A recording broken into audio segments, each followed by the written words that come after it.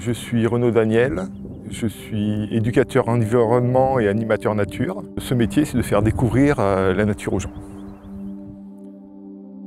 Je vais vous parler ici de 3 fleurs très particulières, très rares. Alors on a d'abord l'Androsace allongée. Donc c'est une mini-fleur, 1,5 cm, 5 cm, qui se situe ici sur la partie volcanique de la zone. La partie volcanique de la zone, c'est un ancien diatrème. Alors un diatrème, c'est quoi? C'est le reste d'un volcan de type mare. L'on peut observer au haut du Puy d'Anzelle, c'est le reste de cette cheminée. Tout le reste a été raboté avec le temps. C'est une plante qui est originaire d'Amérique et qui a été importée en même temps qu'on a replanté des vignes en Auvergne après le phylloxéra. Là, on ne peut plus la voir à cette époque, elle fleurit en avril-mai. Par contre, on pourrait peut-être retrouver les restes de cette plante. L'Androsace, il est à peu près sur une dizaine de stations en Auvergne. Donc une station, en botanique on dit station, quelques mètres carrés ou quelques centaines de mètres carrés maximum. Alors après, on a la Glossienne corniculée. Alors la Glossienne corniculée, c'est un pavot qui est orange ou rouge. Alors on peut dire que c'est la plante la plus rare du site. Elle fleurit même pas tous les ans.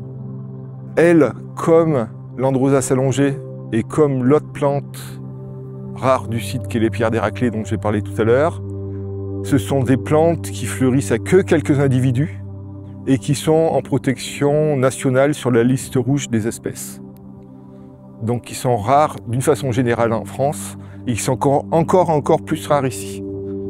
Et ce sont, en tout cas la Glossienne et les pierres, des plantes, comme beaucoup ici, d'origine méditerranéenne.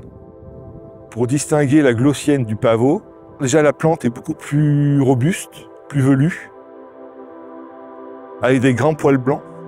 Donc sur ses côtés, on trouve plein de plantes avec des poils blancs, parce que les poils blancs, ça va aider les plantes à se protéger de la sécheresse.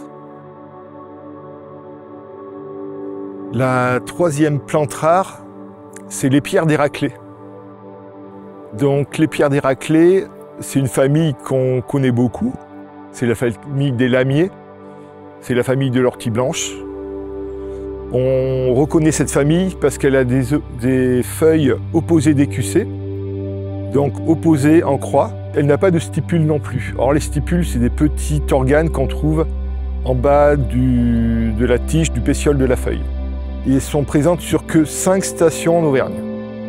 Très rares, et toutes les stations sont à peu près ici. Vous verrez sur les images, c'est une plante qui est très velue. Toute la plante est velue. Je vous invite à continuer notre balade sur le bas du plateau des Bougondières pour découvrir 3 autres portraits de plantes.